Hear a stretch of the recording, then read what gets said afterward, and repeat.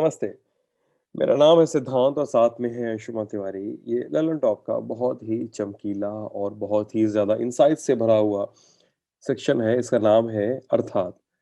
अंशुमान जी, मैं इस समय बिहार से दिल्ली की ओर यात्रा कर रहा हूँ और बीच के एक पड़ाव पर रुककर आपसे बातचीत कर रहा हूँ।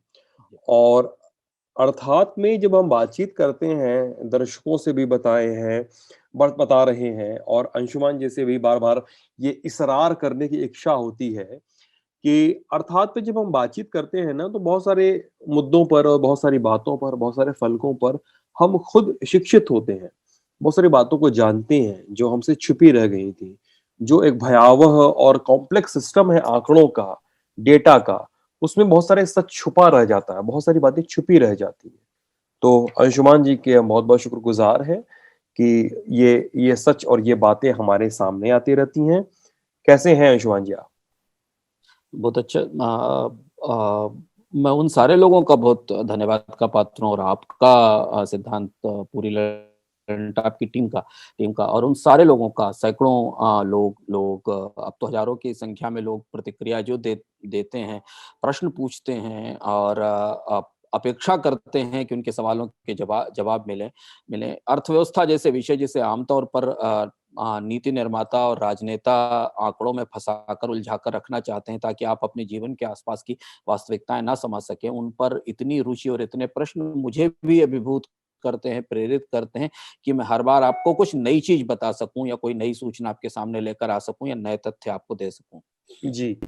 पता नहीं कभी आगे अगर मौका आएगा तो हम लोग अर्थात का बिहाइंड द सीन एक एक लोगों के सामने शायद रख सकेंगे कि अर्थात एक जब लोगों के हाँ। सामने संडे को 10 बजे आता है, तो उसके पीछे अंशुमान हम्म। जी की कितनी मेहनत होती है, एक अर्थात शूट करने के पीछे हम लोगों की कितनी मेहनत होती है और क्या-क्या होता है, ये सब चीज़ें शायद जी। सामने रख सकें कभी आगे जी। आने वाले समय में।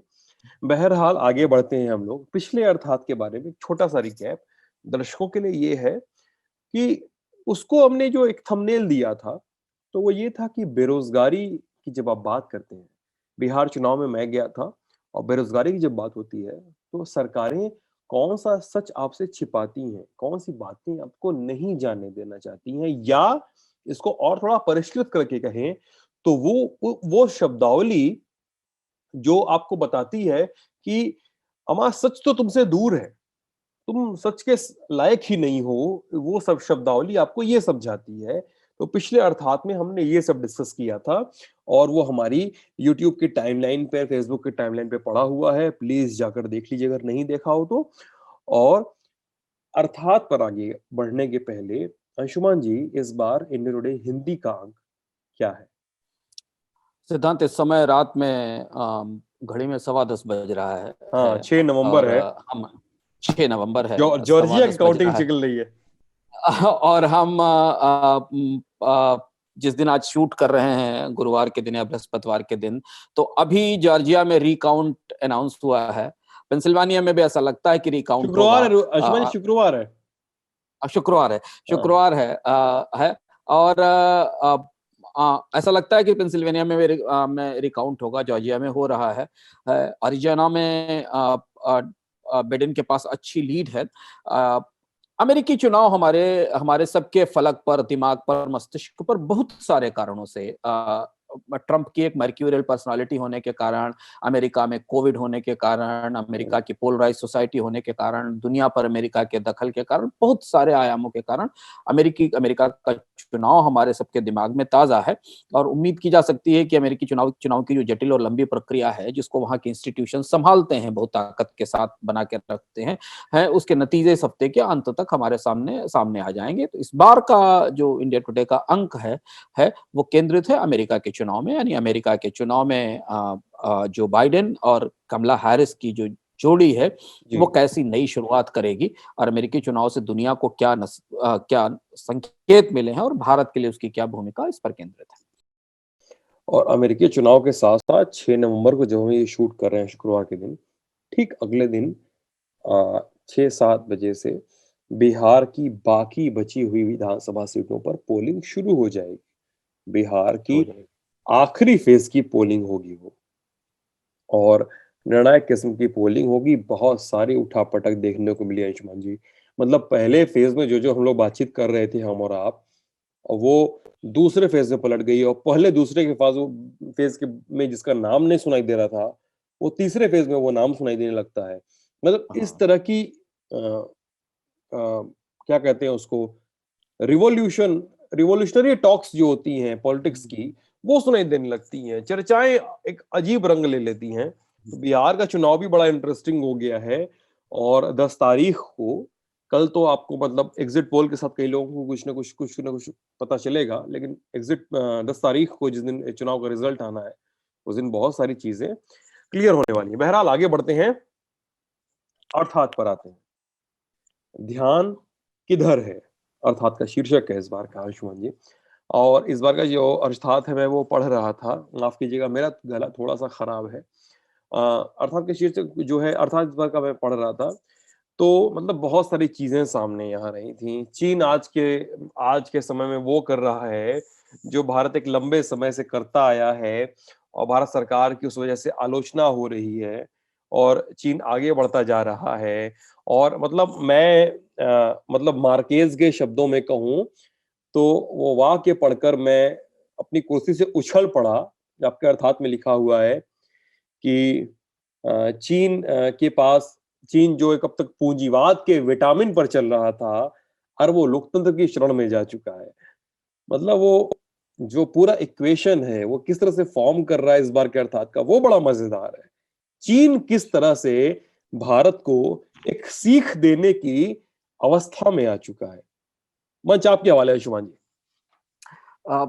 सिद्धांत, ध्यान किधर है इसलिए हमने रखा, इसका शीर्षक इसलिए रखा कि इस पूरे सप्ताह और आने वाले कुछ दिनों में हमारा ध्यान पश्चिम की तरफ होगा, भारत जी। से पश्चिम की तरफ, यानी अमेरिका की तरफ होगा। अमेरिका में ट्रंप आसानी से व्हाइट हाउस छोड़ेंगे कि नहीं छोड़ेंगे, ये बहस चलेगी। अमेरिका में अंतिम नतीजे कब आएंगे, और थोड़ा बहुत हमारा ध्यान भारत में है तो थोड़ा पूरब की तरफ होगा, यानी पूर्व यानी बिहार की तरफ, इन दो के बीच में होगा। निश्चित तौर पर व्यवहारिक कारणों से या भारत और चीन के बीच कोविड के दौरान जो तनाव आया, या जो जो विवाद शुरू हुआ, बातचीत भी चल रही है, विवाद भी चल रहा है, दोनों चीजें चीजें हैं इस बीच में हमारा और पूरी दुनिया का ध्यान चीन से कुछ हद तक हट गया, क्योंकि पूरी दुनिया ने चीन को कोविड का जिम्मेदार मानकर ये माना कि नहीं, चीन को के बारे में बाद में सोचा जाएगा। राजनीतिक तौर पर दुनिया का ध्यान जो था वो अमेरिका के चुनाव पर केंद्रित हो गया, क्योंकि बहुत बड़ा चुनाव था, और आर्थिक रूप से और व्यवहारिक रूप से दिक्कतों से के लिए हर देश का ध्यान अपने अपनी कोविड की लड़ाई पर केंद्रित हो गया, मंदी पर केंद्रित हो गया। और चीन चाहता भी यही इस था कि दौरान उससे चीन ध्यान क्या, थोड़ा सा ध्यान हाँ, उससे। और चीन बहुत दिलचस्प है, चीन बहुत दिलचस्प है, चीन बहुत रहस्यमय है, और चीन बहुत ही पेचीदा है। और ये बात सिर्फ अभी से नहीं है, इतिहास से 2000-2500 साल पहले से चीन इतना ही रहस्यमय, इतना ही पेचीदा और इतना ही अनोखा देश है। तो दरअसल जब हम लद्दाख में भारतीय सीमा में कोई घुसा है या नहीं घुसा है, वहां क्या हो रहा है, इस पूरी उधेड़-बुन में लगे थे, और भारत के नेता और मंत्री हथियार जुटाने की कोशिश कर रहे थे, राफेल की अगवानी कर रहे थे, रूस की यात्रा कर रहे थे, या भारत में कुछ लोग टिकटॉक पे पाबंदी के बाद मान रहे थे कि चीन की अर्थव्यवस्था तो साउथ चाइना सी में डूब गई, या एप्लीकेशन बंद होने से चीन को बहुत बड़ा नुकसान हुआ। या ठीक उस समय जब डोनाल्ड ट्रंप अमेरिका के लोगों को ये बता रहे थे कि अगर वो वापस सत्ता में नहीं आए तो चीन कितना बड़ा खतरा बनेगा, उस समय चीन क्या कर रहा था, यानी चीन कोविड के बाद क्या कर रहा था। चीन में कोविड का असर खत्म हो गया था, अप्रैल तक चीन की अर्थव्यवस्था में रिवाइवल शुरू हो गया था। मई जून जुलाई अगस्त जब हमारे यहाँ कोविड पूरी पीक पर था, अमेरिका में कोविड पूरी पीक पर था, और हम अपनी दुविधाओं में उलझे थे, उस समय चीन क्या कर रहा था। दरअसल ये सवाल जैसे ही व्हाइट हाउस में नए राष्ट्रपति आएंगे, क्योंकि अभी दिसंबर तक का समय, जनवरी से उनका कार्यकाल शुरू होगा और बाकी नीतियां बननी शुरू होंगी। व्हाइट हाउस में जो नए राष्ट्रपति जब बैठेंगे, उनका जब सत्तारोहण होगा और उसके बाद जब नीतियों पर चर्चा होगी, तो यह सवाल ज्यादा महत्वपूर्ण होगा कि अमेरिका क्या करेगा, इसके बजाय चीन क्या करेगा, चीन कैसा होने वाला है। चीन वो आईना है जिसमें अमेरिका की नई सरकार या अमेरिका का नया प्रतिष्ठान या नया व्हाइट हाउस एडमिनिस्ट्रेशन अपना चेहरा देखेगा, दुनिया भी अपना चेहरा देखेगी, भारत भी अपना चेहरा देखेगा।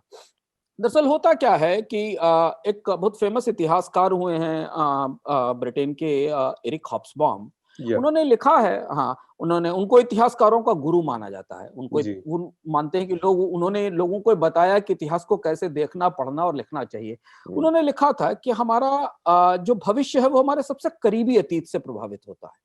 हमारे बहुत प्राचीन या पुराने अतीत से प्रभावित नहीं होता। यानी हुँ, जो अतीत आपने अभी गढ़ा है, सबसे हाल में ताजा अतीत गढ़ा है, वो अतीत ही आपके भविष्य को सबसे ज्यादा इन्फ्लुएंस करता है। अब आज अगर आप पहले विश्व युद्ध की बात करें या प्लेग की या स्पेनिश फ्लू की बात करें, तो शायद आपको उसका उसका उसका कनेक्ट जोड़ना या उसका असर समझना मुश्किल हो जाएगा। तो हमारे ताजे अतीत की दो सबसे बड़ी घटनाएं हैं सिद्धांत। जी, पहली घटना है कोविड की महामारी, और महामारियां हमेशा दुनिया में बहुत बड़े बड़े बदलावों की वाहक रही, महामारियां और महायुद्ध।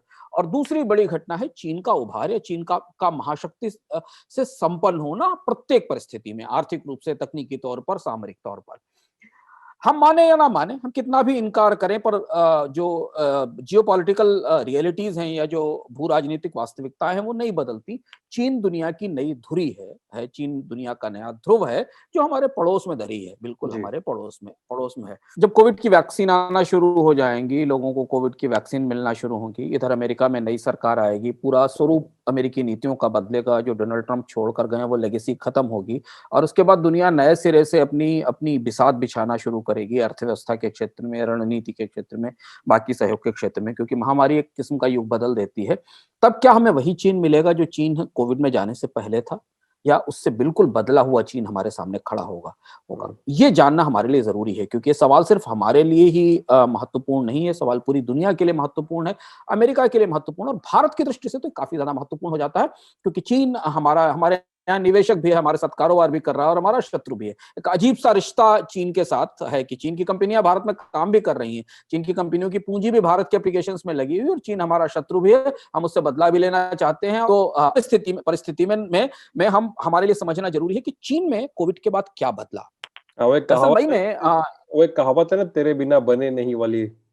हाँ, हाँ, वही, चीन बिना चैन चैन नहीं है पूरी दुनिया को। को तो मई में जब अमेरिका में करीब 1 लाख लोग से ज्यादा ऊपर मर चुके थे कोविड से, भारत में ठीक उस समय हुँ, हजारों लाखों मजदूर सड़क पर भटक रहे थे अपने घरों को जाने के लिए उस समय चीन में एक बहुत बड़ा बदलाव शुरू हुआ। ये बात मई जून की है जो बाद में लोगों को पता चली और लोगों के बीच सामने आई।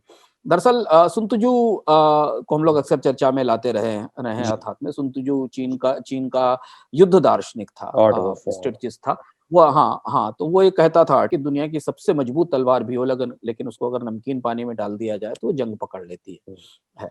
तो चीन ने कहीं ना कहीं कोविड के बाद ये स्वीकार किया कि हमारी इतनी मजबूत तलवार, जो ग्रोथ है, जो विकास है, जो ताकत है, उसमें कहीं ना कहीं जंग लगने लगी। हुँ, इसकी वजह कोविड थी, या चीन की भीतरी राजनीतिक परिस्थितियां थी, अंतर्राष्ट्रीय राजनीतिक परिस्थितियां थी, ये बात अभी स्पष्ट नहीं है। पर चीन ने मई में अपनी एक बड़ी आर्थिक कार्य योजना की तैयारी की, और हुँ, उसने चीन में ढांचागत सुधारों के नए दौर को हरी झंडी दिखाई, शुरुआत की। ये किस्म के चोला बदल सुधार है, जिससे चीन का पूरा स्वरूप एक बार फिर नए सिरे से बदलने वाला है, जिस तरफ चीन बढ़ रहा है। ये कार्य योजना चीन की कम्युनिस्ट पार्टी ने मई में बदली, और इसका जो फैसला किया उस पे, और इसका जो सबसे महत्वपूर्ण पहलू था सिद्धांत, कि चीन ने यह कहा कि अब वो अपनी आर्थिक तरक्की को, आर्थिक प्रगति को जीडीपी के उत्पादन से नहीं नापेगा, यानी जीडीपी में बढ़ोतरी से नहीं नापेगा, बल्कि अच्छा, रोजगारों से नापेगा। ये बात जून तक स्पष्ट हो गई थी कि चीन दुनिया में मंदी से सबसे तेजी से उभरने वाली अर्थव्यवस्था होगी, जबकि दुनिया की हुँ, सारी अर्थव्यवस्थाओं की ग्रोथ दर नेगेटिव में है, नकारात्मक में है। 0 से 3% से लेके भारत में 24% तक, 0 से 24% तक, तब चीन अकेली अर्थव्यवस्था थी जो पॉजिटिव टेरेन में थी, यानी 0 से ऊपर थी, 3-4% पर थी। और अगले क्वार्टर्स में चीन की विकास दर काफी तेज हुई। तो चीन को यह पता था, क्योंकि चीन ने भारत की तरह पूरे देश में लॉकडाउन तो किया नहीं था, कुछ हिस्सों में लॉकडाउन था चीन में, तो चीन की अर्थव्यवस्था वापस पटरी पर आ चुकी थी। लेकिन उस समय चीन ने यह फैसला किया कि अपने ग्रोथ की, अपनी तरक्की की पैमाइश चीन, जीडीपी में बढ़ोतरी की पैमाइश चीन अब रोजगार में बढ़ोतरी से करेगा, एम्प्लॉयमेंट में बढ़ोतरी से करेगा। ये बड़ी अच्छा, बात है, ये बड़ी बात है, क्योंकि चीन चीन हमेशा उस निर्मम क्वांटिटेटिव ग्रोथ का बायर रहा है कि नहीं, वैल्यू टर्म्स में कितना हम बड़े हुए हैं, दुनिया की सबसे बड़ी अर्थव्यवस्था है, हम इतने हजार बिलियन युआन का, इतने बिलियन डॉलर का प्रोडक्शन करते हैं। तो जो कार्य योजना कम्युनिस्ट पार्टी ने जारी की सिद्धांत, उसमें करीब करीब 89 टारगेट्स हैं, 89 टारगेट्स हैं। उन 89 टारगेट्स में से 31 टारगेट्स ऐसे हैं, 31 लक्ष्य ऐसे हैं जीडीपी से जुड़े हुए, जो लोगों में रोजगार बढ़ाने के लिए, उनकी जीविका बेहतर करने के लिए। अच्छा। और उसमें एक अनोखा लक्ष्य है कि अगले साल तक चीन अपने यहाँ ग्रामीण गरीबी को शून्य पर लाना चाहता है, यानी ग्रामीण गरीबी को पूरी तरह इरेडिकेट कर देना चाहता है। अच्छा, मेरा एक सवाल है यहाँ तो पे, यानी वो चीन जो हाँ, मतलब मैं एक सेकंड के लिए रोक रहा हूँ। जीडीपी को मापने का जो तरीका है वो तो भारत ने भी चेंज ही किया ना अंशुमान जी। बेस ईयर उसने नहीं, बदल दिया था भारत भारत। ने अपने, हाँ, बेस ईयर बदलना तो एक क्वांटिटेटिव स्ट्रक्चर है, क्योंकि एक निर्धारित समय के बाद जब 5 या 7 साल या 10 साल बीत जाते हैं, तो आप नई कीमतों के आधार पर जीडीपी का मूल्यांकन करते हैं। दुनिया के ज्यादातर देश अपनी जीडीपी के मूल्यांकन के बेस ईयर बदलते रहते हैं, क्योंकि प्रोडक्शन का पैटर्न बदल जाता है। मान लीजिए आज से 20 साल पहले जितनी चीजें आप उत्पादित कर रहे थे, उससे कई गुना ज्यादा कीमत चीजें आज उत्पादित करते हैं। भारत ने 2 बदलाव किए थे। भारत ने बेस ईयर बदले। बेस ईयर बदलना जीडीपी का एक सामान्य प्रक्रिया है, जो हर 10 साल बाद बदलती है। इसके साथ भारत ने जीडीपी के मूल्यांकन का तरीका भी बदला और जीडीपी को और ज्यादा उत्पादन के आधार पर नापना शुरू किया, जिसके बारे में पिछली बार हमने बात की थी कि हमने जीवीए के आधार पर, ग्रॉस वैल्यू एडिशन के आधार पर नापना शुरू किया, जिसमें कि आप टैक्स और बाकी चीजों को निकाल के ये देखते हैं कि कीमत कितनी कीमत का उत्पादन। भारत या दुनिया के बहुत सारे देश, असंख्य देश, अमेरिका को छोड़कर दुनिया के असंख्य देश ऐसे हैं जो जीडीपी को कभी भी रोजगार या लाइवलीहुड से नहीं मापते हैं। वो हमेशा उत्पादन या क्वांटिटी में मापते हैं कि कितने लाख करोड़ का उत्पादन हुआ। चीन तो इस मामले में सबसे आगे रहा। चीन के जीडीपी पे इसीलिए बहुत विवाद रहा। चीन के पहले वाले दौर की ग्रोथ के दौरान चीन का जीडीपी कैसे कैलकुलेट होता है, उसमें तमाम तरीके की खामियां थी। चीन की राज्य सरकारें ओवर इन्फ्लेट करती थी। चीन पर बहुत दिनों तक आरोप लगते रहे और आज भी आरोप लगते हैं कि चीन अपने जीडीपी को सही ढंग से नहीं नापता है। वो जब चाहता तो उसे इन्फ्लेट कर देता है। पर यह बहुत बड़ा स्ट्रक्चरल चेंज है चीन जैसे देश के लिए, कि जो हमेशा ग्रोथ का प्ले करता है, जिसका पूरा प्ले नंबर्स का प्ले है। चीन भारत के आधुनिक सरकार की तरह बड़े बड़े नंबर्स में प्ले करता है। हमेशा चीन से क्या रहे में बात करिए तो आपको बड़े नंबर्स मिलेंगे। उसने अपनी ग्रोथ को नापने के लिए लाइवलीहुड को, जीविका और रोजगार को पैमाना बनाया। अब ये जो फैसला है, इस फैसले का मतलब यह है कि चीन अपने लोगों के लिए 6% ग्रोथ की गारंटी नहीं दे रहा है। इस कार्य योजना में उसने लोगों को 6 गारंटियां दी हैं।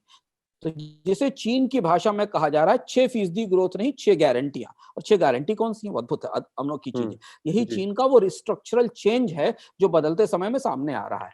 चीन ने कहा है, चीन ने अपनी ग्रोथ के भीतर जो 6 गारंटियां डाली हैं अपनी जनता के लिए, उसमें रोजगार है, बुनियादी जीविका है, फंडामेंटल लाइवलीहुड है, एक स्वस्थ और प्रतिस्पर्धी बाजार है। याद कीजिए, हम लोग स्वस्थ और प्रतिस्पर्धी बाजार पर लगातार चर्चा करते रहे कि भारतीय बाजार में प्रतिस्पर्धा घट रही है, मोनोपोली आ रही है। फूड और एनर्जी की निरंतर सप्लाई है, ऊर्जा और भोजन की निरंतर सप्लाई है। 6 गारंटियों में पूरी की पूरी जो सप्लाई चेन है, चाहे वो डोमेस्टिक इंडस्ट्री के लिए हो या ग्लोबल मार्केट के लिए हो, उसको मजबूत और रोबस्ट करना है। और चीन की स्थानीय सरकारों को, लोकल गवर्नमेंट्स को और ज्यादा ताकत देना है, क्योंकि चीन में राज्य सरकारें और लोकल गवर्नमेंट्स बहुत इंपॉर्टेंट रोल प्ले करती हैं चीन की ग्रोथ में। अभी तक चीन बहुत ही अथॉरिटेरियन और बीजिंग से कंट्रोल होने वाले देश के तौर पे रहा है। राज्य सरकारों के पास सीमित ताकतें नहीं। तो ये 6 गारंटियां हैं, यानी कि वो चीन जो 6% ग्रोथ की बात करता था, वो अब 6 गारंटियों की बात करने लगा है। और वो गारंटियां अधिकतर या तो बाजार की सेहत या बाजार में जो खामियां उसे सुधारने को लेकर है, या लोगों को जीविका और रोजगार की गारंटी देने को लेकर है। ये पहली चीज है। दूसरा एक और बड़ा काम, और शायद वो काम चीन के लिए किसी क्रांति से कम नहीं है, वो ये कि चीन ने अपने देश में पहली बार नागरिकों के लिए कानूनी अधिकारों का एक कोड मंजूर किया, एक संहिता मंजूर की, जो सिटीजन राइट्स और नागरिकों को मिलने वाले कानूनी अधिकारों का सिद्धांत। 1950 के बाद कम्युनिस्ट पार्टी 8 बार ये कोशिश, जबकि सबसे ज्यादा सवाल उठते हैं।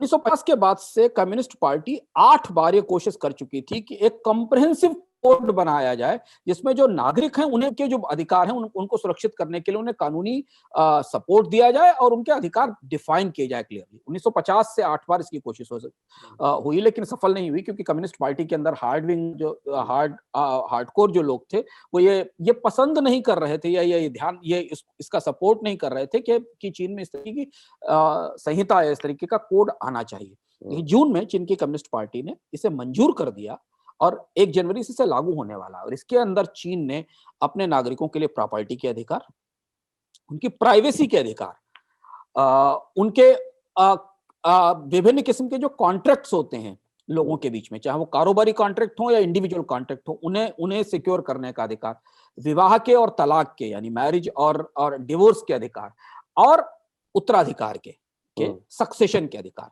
इन्हें नए सिरे से डिफाइन करके और लोगों को ज्यादा ताकत देकर इस संहिता को मंजूरी दे दी गई। ये संहिता अगले साल 1 जनवरी से चीन में लागू हो जाएगी। ये 2 बड़े रिफॉर्म, एक रिफॉर्म ये कि ग्रोथ का बदलकर उसे मशीनों और फैक्ट्रियों और युआन से आने वाले युआन और आने वाले डॉलर से विदेशी मुद्रा भंडार भरने से नापने के बजाय लोगों की जीविका और रोजगारों से नापना, यानी लोगों की गरीबी दूर करने से नापना, और दूसरा लोगों को वो बुनियादी अधिकार देना जो चीन में आमतौर पर नहीं होते थे या बहुत कम सीमा में थे, जिन पर चीन में कई सारे दबाव या विवाद होते रहे थे। ये 2 बड़ी चीजें हैं जो बहुत शांति के साथ कोविड के पूरे इस माहौल में, जब दुनिया में कोविड का शोर था या अमेरिका में चुनाव का शोर था, उस दौरान चीन ने ये 2 बड़े रिफॉर्म्स अपने यहाँ इंट्रोड्यूस कर दिए हैं। जी। दरअसल चीन की जो ग्रोथ है ना, ये जो पिछले 15-16 साल में 20 साल जो चीन की विकास में दिखाई देता है, और हमको लगता है कि वो विकास ग्वांगजू या शंघाई या बीजिंग की बड़ी बड़ी इमारतों में है, या ओलंपिक के सफल आयोजन में है, या दुनिया में सबसे ज्यादा बुलेट ट्रेनों में है, या चीन में बड़े पैमाने पर इंफ्रास्ट्रक्चर में है, ऐसा नहीं है। चीन के सुधारों की शुरुआत ग्रास रूट से हुई थी, जब देंग शाओपिंग ने एग्रीकल्चर कम्यून तोड़े थे और किसानों को इस बात की इजाजत दी थी कि वो अपनी जमीनें खुद जोतें, उनमें कृषि उगाएं, अपने खपत के लिए उपज रखें और बाजार में बेचें। और इसके साथ देंग शाओपिंग ने ये कहा था कि जो आसपास गांव और शहरों की आबादी है, वो अगर एंटरप्रेन्योर बनना चाहती है, वो छोटे मोटे कारोबार शुरू करना चाहती है, तो कारोबार शुरू करे। और इसके साथ तीसरा जो सुधार उन्होंने किया था कि प्राइवेट इन्वेस्टमेंट को सरकारी इन्वेस्टमेंट से बिल्कुल अलग कर दिया था और उन्हें स्पेशल इकोनॉमिक जोन में बनाया था। पर इस पूरे सुधार में सबसे महत्वपूर्ण था कि चीन ने उस दौरान, देंग शाओपिंग ने जो अपनी पॉपुलेशन थी, जो अपनी आबादी थी, अपने जो लोग थे, उनकी क्षमताओं का बहुत गहरा इस्तेमाल किया था। जी। एक तरफ कृषि में उनकी ताकत को अनलॉक किया था और दूसरी तरफ इंडस्ट्री में उनको ज्यादा अपॉर्चुनिटी दी थी। और यही वो वजह थी जिसके कारण चीन दुनिया में निर्यात का सिरमौर बन गया, दुनिया की फैक्ट्री बन गया। अब जो दूसरा लेवल का रिफॉर्म हम देख रहे हैं यहाँ सिद्धांत, जिसमें कि हम चीन की ग्रोथ इससे नापी जाएगी कि वहां जीविका कितनी आई, रोजगार कितने आए, और लोगों के अधिकारों को ताकत मिलेगी। ये डोमेस्टिक इकोनॉमी को, घरेलू अर्थव्यवस्था को मजबूत करने वाले सुधार है। इससे घरेलू अर्थव्यवस्था में मांग बढ़ेगी, खपत बढ़ेगी और लोगों का जीवन स्तर बेहतर होगा। चीन की महत्वाकांक्षाएं हमसे किसी से छिपी नहीं है। चीन की इंपीरियलिस्टिक महत्वाकांक्षा है। चीन की वैश्विक महाशक्ति बनने की तैयारी भी है, उम्मीदें भी हैं, और उस तरीके का आचरण भी वो करता है, चाहे हम साउथ चाइना सी में देख लें या हम बाकी पड़ोस के देशों में देख लें। तो चीन जो सुधार करने जा रहा है, उस सुधार के पीछे चीन के पास विराट विदेशी मुद्रा भंडार है, जिसका बड़ा हिस्सा अमेरिका के बॉन्ड्स में इन्वेस्ट होता है। चीन के पास दुनिया की सबसे बड़ी प्रोडक्शन कैपेसिटीज हैं बहुत सारे चीजों में। चीन के पास दुनिया की बेस्ट टेक्नोलॉजी है हर तरह से, चाहे आप डिजिटल साइड से देखें या आप मैन्युफैक्चरिंग की तरफ से देखें। दुनिया के जो बड़े रिसोर्सेज हैं, इंपॉर्टेंट एनर्जी रिसोर्सेज हैं, उस पर चीन का कब्जा और दबदबा है, चाहे वो मिडिल ईस्ट को लें या अफ्रीका को लें या रशिया को लें। और दुनिया भर में इंपॉर्टेंट स्ट्रेटेजिक लोकेशंस में चीन की मजबूत पेशबंदी है। लेकिन इस सबके बाद भी चीन ऐसा क्यों कर रहा है? दरअसल वजह यह है कि चीन को ये पता है कि बेरोजगारी और गरीब आबादी उसकी अभी भी सबसे बड़ी कमजोरी है। अच्छा। बेरोजगारी और गरीब आबादी उसकी अभी भी सबसे बड़ी कमजोरी। इतने बड़े विकास के बाद भी चीन में अभी भी आबादी गरीब है, लोगों के आय स्तर कम है। हमें पता नहीं है क्योंकि चीन से बहुत सारी सूचनाएं हमारे पास नहीं आती, लेकिन चीन के आंकड़े बताते हैं कि लोगों की औसत आय कम है, लोगों में गरीबी ज्यादा है। प्रति व्यक्ति आय बड़ी है, पर प्रति व्यक्ति आय और औसत आय में काफी फर्क है लोगों की। तो चीन को पता है कि अगर उसे दुनिया में एक निर्णायक भूमिका निभानी है या शक्ति बनकर सामने आना है या दुनिया के फैसलों पर नियंत्रण करके उन्हें दखल देना है, तो उसे पहले अपने करोड़ों लोगों की जिंदगी बेहतर करना होगा। क्योंकि इतनी बड़ी आबादी अगर असंतुष्ट होती है, अगर अगर अगर विरोध करती है, तो ये सारा तामझाम जो इतना बड़ा बना है ना, ये सब हिल के ध्वस्त हो जाएगा। ये बात चीन को शायद कोविड के दौरान या कोविड से पहले से रियलाइज होना शुरू हुई है, और इसलिए चीन का ये चोला बदल शुरू हुआ है। हमें नहीं पता सिद्धांत कि कोविड के बाद अमेरिका कितना बदलेगा, या अमेरिका में नए चुनाव के बाद अमेरिका में कौन से बदलाव आएंगे, क्योंकि विभाजित अमेरिका है, सीनेट और हाउस के बीच मतभेद हैं। कितनी ताकत बाइडेन के पास होगी कानून और नीतियां बनाने के लिए, कैसे वो एक पूरी तरह टूटी हुई इकोनॉमी, बीमार लोगों के बीच में उन्हें निकाल कर कितने समय तक बाहर ला पाएंगे। इसमें 3 से 4 साल लग जाएंगे और उनको अगला चुनाव लड़ना पड़ेगा, चुनाव आ जाएगा। लेकिन चीन जो हमें मिलने जो चीन हमें मिलने वाला है सिद्धांत अगले 6 महीनों में या साल भर में कोविड के बाद, वो पहले से बिल्कुल अलग हो सकता है, वो बिल्कुल पहले से बदला हुआ हो सकता है।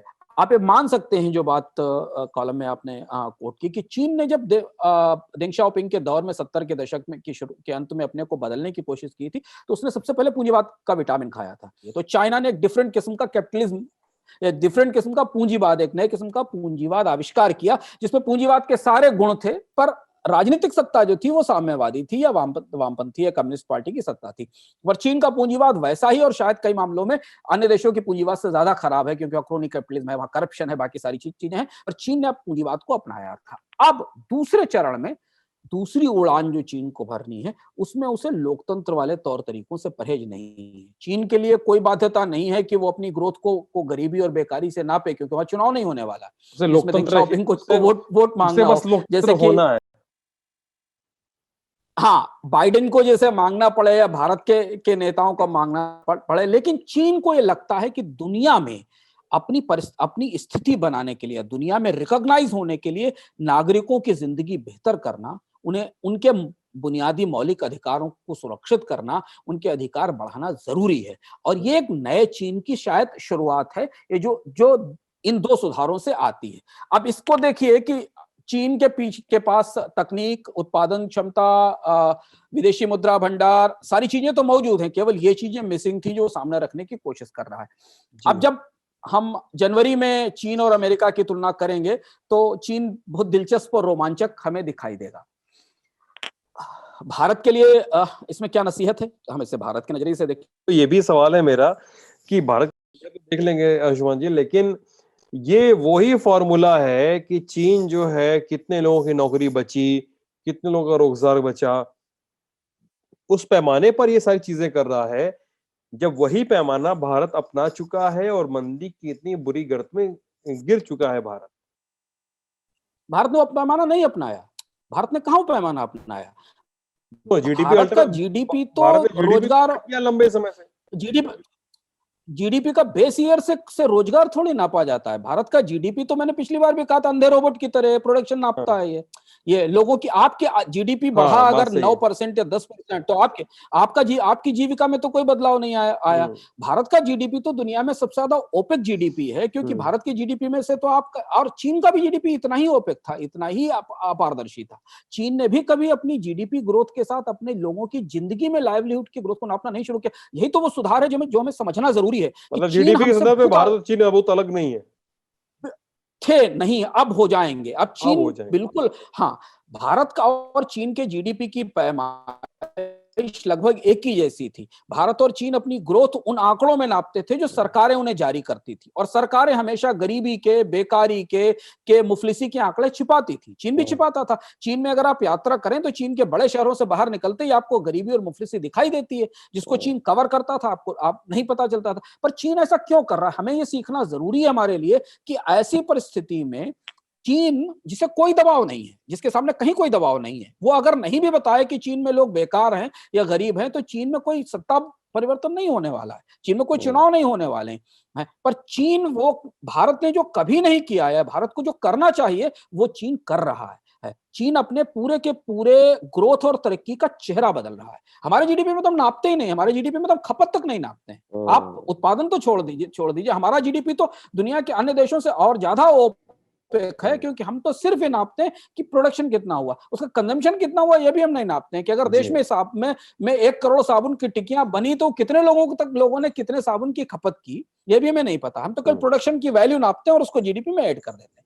तो भारत के लिए क्या नसीहत है? भारत के लिए नसीहत यह है कि अगर आप माने कि चीन आपका शत्रु है, अगर आप माने कि चीन आपका प्रतिस्पर्धी है दुनिया में, अगर चीन को जिस तरह से माने, सुन तुजू की बात फिर से मुझे याद आती है। सुन तुजू कहते हैं कि अपने दुश्मन को जानने के लिए सबसे पहले अपना दुश्मन बनना पड़ता है। अगर आप अपने दुश्मन को जानना चाहते हैं, अपने शत्रु को जानना चाहते हैं, तो सबसे पहले खुद के शत्रु बनिए, यानी समझने की कोशिश करिए कि आपकी कमजोरियां क्या है। तो जब चीन, जिसने पूरे सुधारों को सिर्फ सॉलिड ग्रोथ पर फोकस किया, ग्रोथ के नंबर पे, ग्रोथ के आंकड़ों पर फोकस किया, वो अपने आप को बदल रहा है, शायद ये सोच कर कि ग्रोथ का फायदा तब तक नहीं है जब तक लोगों की जिंदगी में बदलाव नहीं आए, उन्हें रोजगार नहीं मिले, उन्हें कमाई नहीं मिले, और इसके राजनीतिक दुष्परिणाम आने वाले समय में हो सकते हैं। ये बात चीन के राजतंत्र की कम्युनिस्ट पार्टी की लीडरशिप को समझ में आ रही है, नहीं तो वो ये संहिता जो 1950 से 8 बार रिजेक्ट हो चुकी है कम्युनिस्ट पार्टी में, उसे क्यों लागू करता है, जिसमें कि लोगों के सिविल राइट्स या उनके नागरिक अधिकार सुरक्षित किए गए। तो चीन अपनी तरक्की की पूरी बुनियाद बदल रहा है, तो हम तो और ज्यादा गहरे संकट में, हमारे पास तो ग्रोथ भी नहीं है, हम तो माइनस की ग्रोथ में खड़े हुए हैं, बेकारी भयानक है, गरीबी बढ़ने वाली है। भारत में इनकम की ग्रोथ तो जो आज से 5 साल पहले थी वो अगले 5 साल या 10 साल तक नहीं आने वाली। तब भी हमारी सरकार वही पुराना छाछ और दही मथ रही हैं, जिसमें वही पुरानी लफाजियां हैं, वही पुराने आंकड़े हैं, वही पुराने नारे हैं, मतलब जिसमें मक्खन तो छोड़ दीजिए, महक भी नहीं बची हुई है। उसी को हम बार बार घुमाए चले जा रहे हैं, वही चीजें करके कि नहीं ये सरकार यहाँ पैसा खर्च करेगी तो उससे ये चीजें बन जाएगी, इतने लाख करोड़ रुपए हमने सिस्टम में डाल दिए, और बड़े बड़े आंकड़े जिनका कि जमीन से कोई रिटर्न हमें नहीं आता है। एक चीज ध्यान रखना जरूरी है सिद्धांत की, इतिहास हमें ये बताता है कि वो बड़ी घटनाओं से नहीं बनता। इतिहास हमें दरअसल ये बताता है कि बड़ी घटनाओं पर कोई समाज कैसे प्रतिक्रिया करता है, उससे बनता है। महायुद्ध और महामारी ये दुनिया की सबसे बड़ी घटनाएं हैं इतिहास में। अगर आप ताजा इतिहास पढ़ें तो चाहे पहला महायुद्ध पढ़ें, चाहे स्पेनिश फ्लू पढ़ें का इतिहास पढ़ें, चाहे प्लेग का इतिहास पढ़ें जो ब्लैक डेथ थी, या सेकेंड वर्ल्ड वॉर का इतिहास पढ़ें, ये जो घटनाएं हैं इन पर किस देश ने कैसे प्रतिक्रिया की है, इनसे कैसे उभरने की कोशिश की है, दुनिया के ज्यादातर सुधार वहां से निकले हैं। दुनिया के ज्यादातर सुधार विश्व युद्ध ने नहीं बनाए, विश्व युद्ध में दुनिया गई थी कुछ किसी और दूसरी परिस्थिति में और निकली बिल्कुल दूसरी परिस्थिति के बाद, दुनिया का चेहरा बदल चुका था। तो महायुद्धों का की प्रतिक्रिया हम कैसे करते हैं, हम बड़ी घटनाओं पर क्या प्रतिक्रिया करते हैं। जैसे चीन को देखें, चीन क्या प्रतिक्रिया करेगा, अमेरिका कैसे प्रतिक्रिया करेगा कोविड की महामारी के बाद, 1.5-2 लाख लोगों के मरने के बाद, विभाजित देश के बाद बाइडेन क्या नया अमेरिका बना कर देंगे, कौन सा अमेरिका बना कर देंगे, इस पर कैसे प्रतिक्रिया करेंगे, इस पर हमारी निगाह होगी। बड़े परिवर्तन वहीं पे होते हैं जहां पे जो नेता हैं उन्हें अगली पीढ़ी की फिक्र होती है, अगले चुनाव की नहीं। क्योंकि जब भी आप बड़े बदलाव करना चाहते हैं तो बड़े बदलावों की तैयारी एक चुनाव तक सीमित नहीं होती। कहते हैं ना कि जो बड़े नेता होते हैं वो अगली पीढ़ी के बारे में सोचते हैं, नेक्स्ट जनरेशन के बारे में सोचते हैं, नेक्स्ट इलेक्शन के बारे में नहीं सोचते। हमारे पास, हम बार बार ये चर्चा में कह चुके हैं कि हमारे पास अब मौका गंवाने का भी मौका नहीं बचा है। चीन अपनी ग्रोथ को यहां तक लाकर अपनी पूरी की पूरी रणनीति बदल रहा है। अमेरिका हमारे सामने जब आएगा ट्रंप के दौर से निकलकर बाइडेन के नेतृत्व में, तो निश्चित तौर पर वो अमेरिका बदलेगा, अमेरिका में बहुत सारी चीजें बदलेंगी। भारत का बदलाव कहाँ है? हमने इस कोविड की महामारी से क्या सीखा, हमने कौन से सिस्टम्स में ऐसे बदलाव किए, या हम कौन से ऐसे बदलाव करना चाहते हैं जिससे हम ये देख सके कि हमारी अगली पीढ़ी या ये जो पीढ़ी सामने खड़ी है उसकी जीविका, उसके रोजगारों के लिए क्या होगा। यानी जो भी भारत को सीखना बचा हुआ है, तो उसमें मुझे एक बात जरूर समझ में आ रही है कि भारत को जो ये वर्ल्ड लीडर और उसका एक प्रचलित और चलताऊ अनुवाद करें तो विश्व गुरु जो है वो बनने की टेक्निक जो है चीन से सीखनी चाहिए। सही कहना है मेरा? हाँ, हाँ, क्योंकि चीन से हम हर चीज में तुलना करते हैं। हम हर चीज में अब भारत के संदर्भ में आप किसी भी चीज की तुलना चीन में से करते हैं। ग्रोथ चीन की कितनी है, चीन की कैपेसिटी कितनी है, चीन से कंपनियां हमारे यहाँ आएंगी कि नहीं आएंगी। पर चीन जो स्ट्रक्चरल सुधार करता है, जो ढांचागत बदलाव करता है, चीन का ये दूसरा जो ढांचागत बदलाव आया है, निश्चित तौर पर सरकार के भीतर बैठे हुए लोग आलिम फाजिल हैं, उनके पास बहुत सारी सूचनाएं, उनके बहुत सारे स्रोत हैं, उन्हें पता होगा कि चीन अपनी नई इकोनॉमिक वर्किंग प्लान रिलीज कर रहा है। उस नए वर्किंग प्लान में सिद्धांत 31 टारगेट्स लाइवलीहुड को लेकर है, और उसमें भी बड़ा हिस्सा हेल्थ और एजुकेशन से जुड़े हुए टारगेट्स वर्किंग प्लान में। तो क्यों चीन ये सब कर रहा है? एक कम्युनिस्ट देश, इसके लिए कोई बाध्यता नहीं है कि वो अपने नागरिकों के बारे में इतने उदार ढंग से सोचे। लोग तो मजबूर है वहां वैसे जैसे चाहेंगे वैसे जिएंगे, उनको वोट नहीं देना है, लेकिन फिर भी चीन ये बदलाव कर रहा है, तो वो अर्थपूर्ण है और उससे हमको सीखना और समझना चाहिए, क्योंकि जरूर। ठीक है, एक सवाल है अंशुमान जी, पिछले एपिसोड पर आया है, कई सारे सवाल थे लेकिन उनका हम कमोबेश कई सारे एपिसोड्स में उत्तर दे चुके हैं। तो जो भी पाठक चाहें, अर्थात की पूरी प्लेलिस्ट बनी हुई है, वहां पर जाएं, कई सारे एपिसोड से उन्हें देख जाएं, आपके कई सारे सवालों के उत्तर मिल जाएंगे। एक सवाल है, अशोक छाबरा पूछ रहे हैं अंशुमान जी हमसे कि जॉब्स के क्रिएशन के लिए हम क्या सुझाव दे सकते हैं, और क्या हम भी ये मानते हैं कि सभी लोगों को, सब पूरी जनता को जॉब दी जा सकती है, नौकरी दी जा सकती है? देखिए, नौकरी और काम में फर्क है। जॉब देना और किसी को काम देना, इनमें दोनों में फर्क है। काम तो आपको सबको देना पड़ेगा, क्योंकि देश में इतनी बड़ी लेबर फोर्स है, श्रम शक्ति है, उसकी क्या स्किल है, उसकी क्या पढ़ाई है, उसकी क्या शिक्षा है, इसके आधार पर आप तय करेंगे कि उसे क्या देना है। वो अनस्किल्ड लेबर हो सकता है, स्किल्ड लेबर हो सकता है। पर भारत में क्या है कि भारत में चूंकि सबसे ज्यादा बेकारी या सबसे ज्यादा नौकरियों की कमी उन लोगों को महसूस हो रही है, या उन जगह है जो आंकड़े बताते हैं जो पढ़े लिखे लोग हैं। क्योंकि हमने माना कि पढ़ाई रोजगार, बेहतर रोजगार का जरिया है, तुमने पढ़ाई पर पैसा खर्च किया, अपनी अपनी गाढ़ी पूंजी लगाई, और पढ़ाई करके जब बाहर निकले तो हमारे पास जॉब नहीं था, तो हमने अपने आप को बेहतर जिंदगी की कल्पना की, वो हमारे सामने नहीं आई। सरकार को सबको नौकरी नहीं देनी है, और सरकार सबको नौकरी देती भी नहीं, पूरी दुनिया में कहीं नहीं देती। भारत में सरकार पूरे नौकरी के मार्केट में 2-3% की हिस्सेदार है। सरकारें ऐसी नीतियां बनाती हैं कि लोगों को काम मिलता है। वो काम उनकी क्षमता के आधार पर नौकरी के रूप में भी मिल सकता है, बिजनेस के तौर पे भी मिल सकता है, स्वरोजगार के तौर पे मिल सकता है। भारत में तो 55-60% लोग सेल्फ एम्प्लॉयड। बेकारी इसलिए है क्योंकि सेल्फ एम्प्लॉयड पर्सन भी 2-3 लोगों को एम्प्लॉय करता है। पिछले 4-5-6 साल की नीतियों ने सेल्फ एम्प्लॉयमेंट को भी तोड़ा है।